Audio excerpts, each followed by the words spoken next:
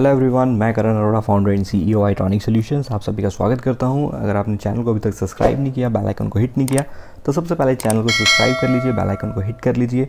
Further if you want to connect with me, you can just search my name on Google. आप मेरे साथ connect कर सकते हैं लिंक्डइन पे, ट्विटर पे, फेसबुक पे, इंस्टाग्राम पे, तो आपको यहाँ पे पूरी की पूरी डिटेल मिल जाएगी। उसके बाद आज के सेशन के ऊपर चलते हैं। तो आज का जो सेशन है हमारा, यहाँ पे हम देखने वाले हैं ओपन को। ओपन क्यों यूज़ की जाती है, कहाँ पे यूज़ की जाती है, क्या इसका प्रैक्टिकल एक्सपेक्ट है, वो सारी चीज़ें हम यहाँ पे डिस्कस करने वाले हैं। तो अगर ओपन की बात करें यहाँ पे, सो ओपन जो है एक ओपन सोर्स लाइब्रेरी है जो कि यूज़ की जाती है कंप्यूटर विजन में, मशीन लर्निंग में एंड इमेज प्रोसेसिंग में। और अगर मैं यहाँ पे बात करूँ कंप्यूटर विजन की, तो आप यहाँ पे एक इमेज देख सकते हैं जहाँ पे ईज़िली उसने आइडेंटिफाई कर लिया कि कार कौन सी है, जो पर्सन है वो कौन सा है, पर्सन के हाथ में अगर यहाँ पे हैंड बैग है तो वो किस पर्सन के हाथ में है, ट्रैफिक लाइट कहाँ कहाँ पे है। तो ये हम सारी चीज़ें with the help of computer vision use कर सकते हैं। सेम चीज़ें मशीन लर्निंग के अंदर जब हम किसी को क्लासीफाई करना होता है हम वो कर सकते हैं। एंड इमेज प्रोसेसिंग हम ऑलरेडी यहाँ पे डिस्कस कर चुके हैं। सो इसका सेकंड अगर मैं एडवांटेज की बात करूँ, यहाँ पे मेरे को किसी ऑब्जेक्ट में से फेस को डिटेक्ट करना है, किसी ह्यूमन की हैंड राइटिंग को मेरे को आइडेंटिफाई करना है, या किसी वीडियो में से कोई ऑब्जेक्ट मेरे को देखना है, तो वो सारी चीज़ें हम यहाँ पे easily with the help of OpenCV कर सकते हैं। OpenCV जो स्टार्ट हुई थी ये 1999 में इंटेल ने स्टार्ट किया था इसको बाय गैरी ब्रेड्स्काई। उसके बाद इसको ओपन सोर्स लॉन्च कर दिया गया था। ये जो लॉन्च हुई थी, ओपन सोर्स लॉन्च हुई थी, जिसका मतलब है कि आप इसको Windows, Linux, Mac, iOS, Android किसी भी ऑपरेटिंग सिस्टम में यूज़ कर सकते हैं। और इसकी सबसे बड़ी एडवांटेज ये थी कि आप इसको किसी भी प्रोग्रामिंग लैंग्वेज के साथ यूज़ कर सकते हैं, आइदर आप C++ के साथ, पाइथन के साथ या जावा के साथ। तो इनमें से कोई भी लैंग्वेज को यूज़ करके आप OpenCV को यूज़ कर सकते हैं और आप कोई भी प्रोजेक्ट बना सकते हैं जिसके ऊपर आप किसी का फेस डिटेक्ट करना चाहते हैं, किसी ऑब्जेक्ट को आइडेंटिफाई करना चाहते हैं, किसी की हैंड राइटिंग को आप आइडेंटिफाई करना चाहते हैं। वो सारी चीज़ें यहाँ पे OpenCV में यूज़ होती हैं। सबसे बड़ी एडवांटेज जो मैं अभी आपको यहाँ पे बताने वाला हूँ कंप्यूटर विजन की, जो कि आपकी सेल्फ ड्राइविंग कार के अंदर यूज़ होती है। जैसे कि आपने ऑलरेडी आप जानते होंगे कि जो टेस्ला है उसने एक सेल्फ ड्राइविंग कार जो है वो ऑलरेडी बना चुकी है, जिसको हम ड्राइवरलेस कार भी बोलते हैं, जो आपकी ईज़िली ऑब्जेक्ट्स को आइडेंटिफाई कर लेती है कि कहाँ पे ट्रैफिक लाइट है, कहाँ पे टर्न लेना है, कब लाइट ऑन करनी है, कब मेरे को इंडिकेटर देना है। वो सारी चीज़ें वो ऑटोमेटिकली जानती है। वो आगे अगर उसके कोई ऑब्जेक्ट आ जाएगा, कोई पर्सन आ जाएगा, उसको ब्रेक लगानी है, वो सारी चीज़ें with the help of computer vision हम यहाँ पे OpenCV के साथ देखने वाले हैं कि कैसे हम ये सारी चीज़ों को प्रैक्टिकली इम्प्लीमेंट करेंगे।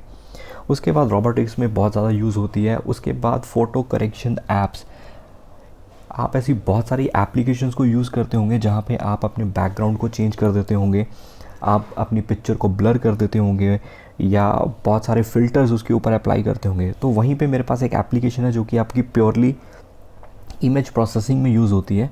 तो एक वेबसाइट है मेरे पास, दैट इज़ remove.bg, जो कि इसी प्रिंसिपल के ऊपर जो है वो बेस्ड है।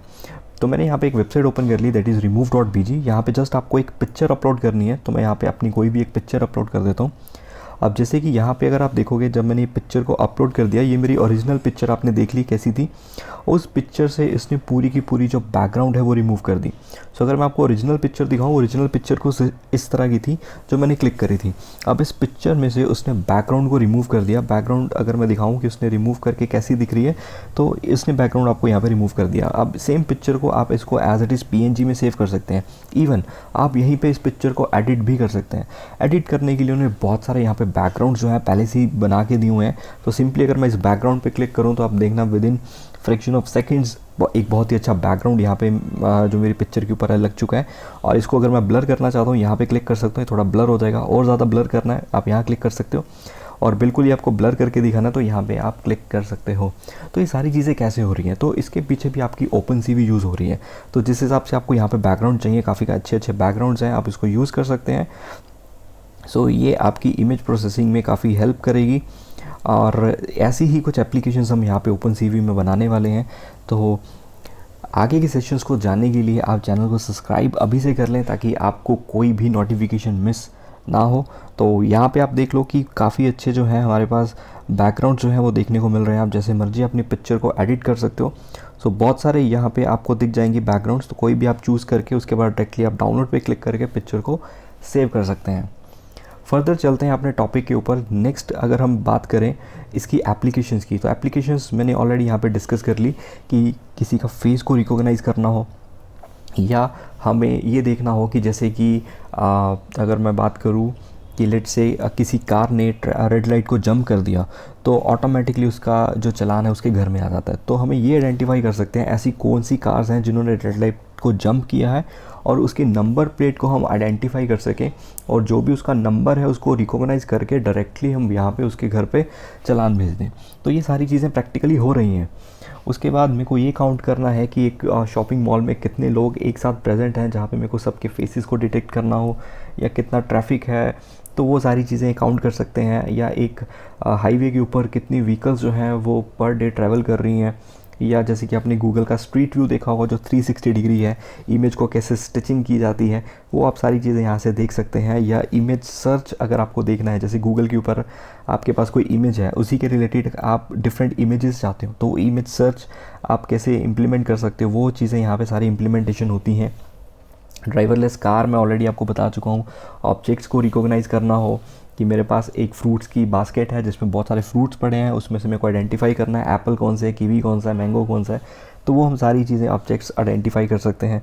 मेडिकल के अंदर बहुत ज़्यादा यूज़ होती है, मूवीज़ में यूज़ होती है और टीवी चैनल्स में यूज़ होती है, जहाँ पे वो एडवर्टीज़मेंट को रिकॉग्नाइज़ करते हैं कि किस तरह की एडवर्टीज़मेंट है। तो ये सारी की सारी एप्लीकेशंस है ओपनसीवी की। इसको कैसे यूज़ करेंगे, इमेज को कैसे यूज़ करेंगे, पिक्चर्स कैसे क्लिक करेंगे, वीडियोज़ के साथ हम कैसे प्ले करेंगे, तो ये आने वाले की पूरी सीरीज़ में मैं आपको बताने वाला हूँ। मिलते हैं नेक्स्ट के सेशन में, जिसके अंदर हम ये देखेंगे कि पाइथन को कैसे इंस्टॉल किया जाता है और उसके बाद हम कैसे ओपनसीवी को यूज़ करके इमेजेस को रीड करने वाले हैं। मिलते हैं, थैंक यू।